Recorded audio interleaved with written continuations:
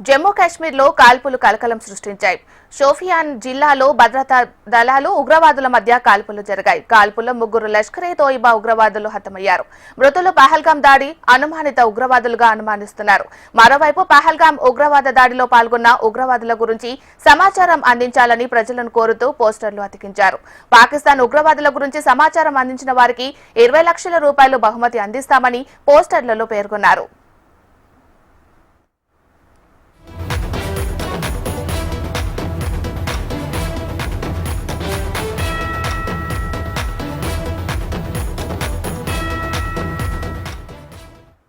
ఉగ్రవాదులపై సమాచారం అందుకున్న భద్రతా బలగాలు షోపియాన్ జిల్లాలో మోహరించారు. తనిఖీలు ముమ్మరం చేశారు. ఈ తనిఖీలో ఓ ప్రాంతంలో నక్కి ఉన్న ఉగ్రవాదులపై భద్రతా దళాలు కాల్పులు జరిపాయి. మరోవైపు ఉగ్రవాదుల కోసం గాలింపు ముమ్మరం చేశారు.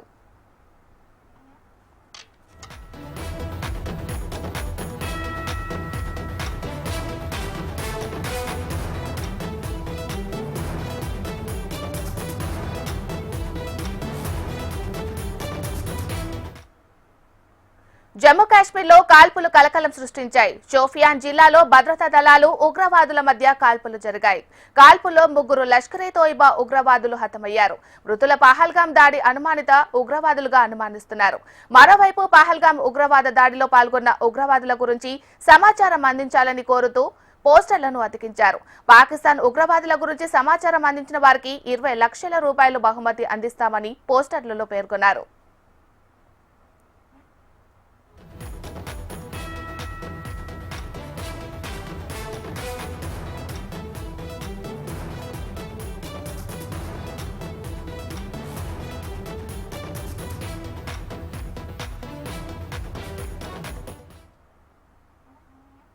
ఉగ్రవాదులపై సమాచారం అందుకున్న భద్రతా బలగాలు షోపియాన్ జిల్లాలో మోహరించారు. తనిఖీలు ముమ్మరం చేశారు.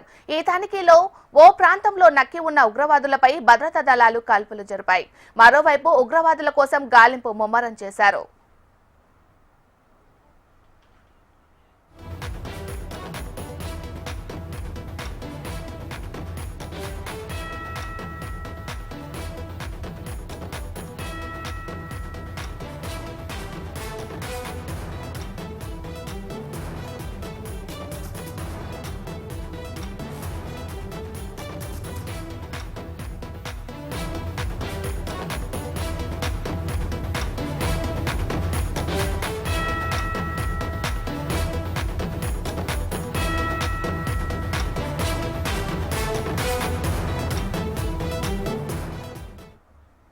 జమ్మూ కాశ్మీర్ లో కాల్పులు కలకలం సృష్టించాయి. షోపియాన్ జిల్లాలో భద్రతా దళాలు ఉగ్రవాదుల మధ్య కాల్పులు జరిగాయి. మరి ఇదే అంశానికి సంబంధించి మరింత సమాచారాన్ని మా ప్రతినిధి ఆర్కే లైవ్ లో అందిస్తారు. ఆర్కే, ఇక జమ్మూ కాశ్మీర్ లోని ఉగ్రవాదులను చుట్టుముట్టారు భద్రతా దళాలకు ఒక ఇన్ఫర్మేషన్ వచ్చింది. ఒక చోట ఉగ్రవాదులు క్యాంప్ ఉందని ఆ క్యాంప్ చుట్టూ వెళ్లారు. ఉగ్రవాదుల్ని చుట్టుముట్టారు. అక్కడ దాదాపుగా 3 ఉగ్రవాదులు ఉన్నట్లు సమాచారం అందింది. అందులో ఒక ఉగ్రవాదిని హతమార్చారు. 2 పారిపోయినట్లు తెలుస్తుంది. వాళ్ళిద్దరిని కూడా పట్టుకునేందుకు ప్రయత్నం చేస్తున్నారు. అయితే ఈ ఉగ్రవాదులైన పహల్గాం దాడికి పాల్పడిందనే అనుమానాలు కూడా కలుగుతున్నాయి. పహల్గాం దాడిలో దాదాపుగా 6 ఉగ్రవాదులు పాల్గొన్నారు. వాళ్ళలో ఒక వ్యక్తి ఇతనే అయ్యుండొచ్చు అని చెప్పి భద్రతా దళాలు చెప్తున్నాయి. మరి దానికి సంబంధించి ఇక సర్చ్ ఆపరేషన్ జరుగుతోంది. ఎక్కడ ఎలాంటి అవాంఛనీయ సంఘటనలు జరగకుండా చుట్టుపక్కల ప్రాంతాలను అలర్ట్ చేశారు. అలాగే ఉగ్రవాదుల ఫొటోస్ ను కూడా పోస్టర్లుగా వేయడం జరిగింది. పోస్టర్లుగా వేసి ఉగ్రవాదులు ఎక్కడున్నా వాళ్ళని అప్పగించండి అని చెప్పేసి కూడా కోరుతున్నారు. ఒక ఉగ్రవాదికి 20 లక్షల రూపాయల ఒక ఉగ్రవాదిని పట్టిస్తే 20 లక్షల రూపాయల నగదు ఇస్తామంటూ కూడా బహుమతి ఇస్తామంటూ కూడా ప్రకటన చేయడం జరిగింది పోలీసులు. ఈ నేపథ్యంలో ఇక ఈ ప్రాంతాలన్నింటినీ కూడా భద్రతా దళాలు మొత్తంగా కూడా సర్చ్ చేస్తున్నాయి. మరి ప్రజలు కూడా చాలా ఆసక్తిగా ఉన్నారు. ఉగ్రవాదులను పట్టి ఇవ్వాలని 20 లక్షల రూపాయల బహుమతి ఒక్కొక్క ఉగ్రవాది తల మీద పెట్టింది ప్రభుత్వం. మరి ఈ నేపథ్యంలో మొత్తంగా సర్చ్ జరుగుతుంది. స్థానికుల సహకారం చాలా అవసరం ఉంటుంది అని చెప్పేసి చెప్తున్నారు. స్థానికుల సహకారం ఉంటేనే ఇక్కడ ముందుకు వెళ్ళగలుగుతాం. స్థానిక సహకారం లేకపోతే చాలా ఇబ్బందులు ఎదుర్కోవాల్సి వస్తుంది. మరి మీ సహకారంతో ఉగ్రవాదులందరినీ కూడా మట్టు పెడతామని చెప్పేసి స్థానిక ప్రజల సహాయం కోరుతున్నారు. మరి ఈ నేపథ్యంలో ఇక్కడ చూసుకున్నట్టుగైతే మాత్రం దాదాపుగా ఒక ఉగ్రవాది హతమయ్యాడు. దాదాపుగా ఇంకా 2 ఉగ్రవాదులు ఉన్నట్లు సమాచారం అయితే అందుతోంది. మరి ఇంకొక సమాచారం కూడా, కొత్త సమాచారం కూడా వచ్చింది. ఏంటంటే దాదాపుగా ఇక్కడ మరో గంటలో మరికొంతమంది ఈ ఉగ్రవాదుల్ని పట్టుకునే ప్రయత్నం కూడా భారత్ చేస్తుందని చెప్పేసి తెలుస్తుంది. మరి అయితే ఇక్కడ మనం ఒక విషయం గమనించాలి. దాదాపు అంటే ఉగ్రవాదులు ఇంకా భారత్ లో ఉన్నారు. ముఖ్యంగా చూసుకుంటే పహల్గామ్ లో దాడికి పాల్పడిన వారు ఇక బోర్డర్ దాటి వెళ్ళలేదు. ఎందుకంటే ఆ దాడి జరిగిన వెంటనే కూడా అప్రమత్తమైన ఈ భద్రతా దళాలు మరి అప్రమత్తమైన వెంటనే అక్కడ కొంత సర్చ్ అంటే బోర్డర్ మొత్తాన్ని అంతటిని కూడా సీల్ చేశారు. సీల్ చేసిన నేపథ్యంలో అక్కడ ఇక పరిస్థితి అంతా కూడా వాళ్ళు ఇక్కడి నుంచి పాకిస్తాన్ కి పారిపోయే పరిస్థితి అయితే లేదు. మరి ఈ నేపథ్యంలోనే ఇక్కడ వీళ్ళంతా కూడా భారత్ లోనే ఉన్నారు, ఎక్కడో తలదాచుకొని ఉన్నారు. పట్టిబండి అని చెప్పేసి కూడా కోరుతున్నారు. మరి కోరుతున్న నేపథ్యంలోనే ఇక ప్రజలు కూడా చాలా ఇంట్రెస్ట్ గా ఉన్నారు. ఏం జరుగుతుంది అసలు అంటే వీళ్ళని ఇక్కడే ఉన్నారు కాబట్టి మట్టుబెట్టాలి. ఎందుకంటే దాదాపుగా 100 మంది ఉగ్రవాదుల్ని పాకిస్తాన్ లో చంపేశారు బాంబులు దాడి చేసి భారత్. కానీ అందులో ఈ పహల్గామ్ ఉగ్రవాదులు లేరు.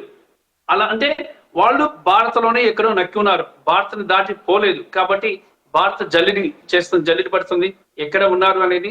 మరి దాంతో పాటు ఇప్పుడే అందిన ఇంకొక సమాచారం ఏంటంటే ఇక ఈ ఉగ్రవాదులు ఈ షోపియాన్ ప్రాంతంలో దాదాపుగా వందల సంఖ్యలో భద్రతా దళాలు వెళ్ళాయి. దాదాపు ఒక ముగ్గురైతే ఫైరింగ్ చేస్తున్నారు. అంటే అటువైపు నుంచి ఇంకో ముగ్గురు ఉన్నారు. అంటే ఒక ఉగ్రవాది హతమైపోగా ఇంకో ముగ్గురు ఉన్నట్లు సమాచారం అందుతుంది. ఈ నేపథ్యంలో అతను కూడా పట్టుకునే ఆ ముగ్గురు కూడా ఫైట్ చేస్తున్నారు భద్రతా దళాలపై. వాళ్ళని ఫైట్ చేసి వాళ్ళని పట్టుకునే ప్రయత్నం అయితే చేస్తుంది. ఈ ఆపరేషన్ దాదాపు 2 గంటల నుంచి జరుగుతూనే ఉంది. మరి ఈ ఆపరేషన్ లో ఇక ఆ ముగ్గురు ఉగ్రవాదులు కూడా పట్టుకుంటామని చెప్తుంది. వాళ్ళే కానీ పహల్గామ్ ఉగ్రవాదులు అయితే మాత్రం, పహల్గామ్ దాడికి పాల్పడిన ఉగ్రవాదులు అయితే మాత్రం భారత్ చాలా విజయం సాధించిందని చెప్పాలి. ఎందుకంటే 26 మందిని పొట్టన పెట్టుకున్నారు. నువ్వు హిందువా అంటూ వాళ్ళని ప్రజల్ని మట్టుబెట్టే అమాయక ప్రజల్ని కాల్చి చంపారు. అలాంటి ఉగ్రవాదుల్ని పట్టుకొని భారత్ లో ఉరి తీస్తేనే లేదా కాల్చి చంపితేనే ఇక్కడ ప్రజల వాళ్ళ ఎమోషన్స్ కానీ ఇవన్నీ కానీ చల్లారే అవకాశం అయితే ఉంది. మరి ఇప్పటికీ కూడా భారత్ దాదాపుగా పాకిస్తాన్ మీద ఉగ్రవాద శిబిరాల మీద దాడి చేసి అన్ని హతమార్చి వాళ్ళ 9 ఎయిర్ బేస్ల్ని ధ్వంసం చేసినప్పటికీ కూడా ప్రజలు సంతోషంగా అయితే లేరు, ప్రజలు హ్యాపీగా అయితే లేరు. ఎవరైతే పహల్గామ్ ఉగ్రవాదులు దాడికి పాల్పడ్డారో వారిని తీసుకొచ్చి భారతదేశ ప్రజల ముందు ఉరి తీయాలి. చట్ట ప్రకారం వాళ్ళని ఉరికంబానికి ఎక్కించాలి. కసబ్ని ఎలా ఉరికంబానికి ఎక్కించారో ఆ రకంగా ఎక్కించాలి. అలాగే లష్కరే తోయిబా చీఫ్ సయ్యద్ మజూర్ ను కూడా భారత్కి తీసుకురావాలి, ఉరికంబానికి ఎక్కించాలి. మరి ఈ నేపథ్యంలోనే వీళ్ళంతా కూడా శాంతించే అవకాశం ఉంది. ఈ ఎవరైతే ప్రాణాలు వదిలారో అలాంటి అమరులకు సరైన నివాళి అర్పించడం జరుగుతుందని చెప్పేసి వాళ్ళ కోల్పోయిన కుటుంబ సభ్యులు కూడా చెప్తున్నారు. మరి భారత్ అయితే ప్రస్తుతానికి కాల్పుల విరమణ ఒప్పందం మీద చర్చిస్తుంది. మరి ఈ రోజు కూడా మళ్ళీ 2వ దఫా కాల్పుల విరమణకి సంబంధించి 2 దేశాల DGMOలు మీటింగ్ కూడా ఉంది.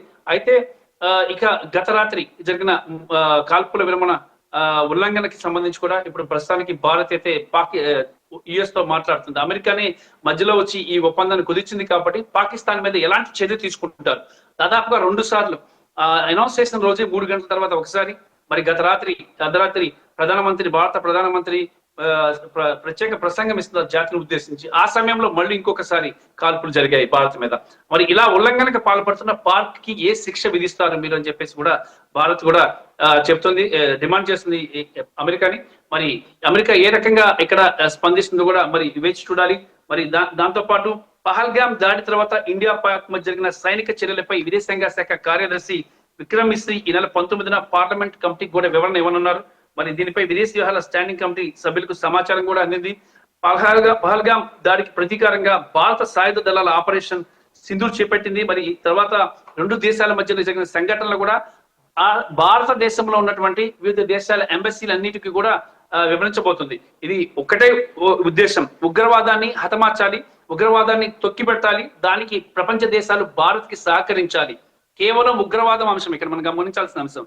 భారత ప్రపంచ దేశాలు కూడా కోరుతుంది ఏంటంటే ఇక్కడ ఉగ్రవాదులు ని హతమార్చే క్రమంలో అందరూ కూడా తమకు సహకరించాలని చెప్పేసి ప్రధానంగా కోరుతుంది. ఆ నేపథ్యంలోనే ఇదంతా జరగబోతుంది. మరి రేపు కేంద్ర కేబినెట్ సమావేశం కూడా జరగబోతుంది. కేంద్ర కేబినెట్ సమావేశంలో కూడా ఈ ప్రత్యేకంగా అంటే ఈ సింధూర్ ఆపరేషన్ తర్వాత కేంద్ర కేబినెట్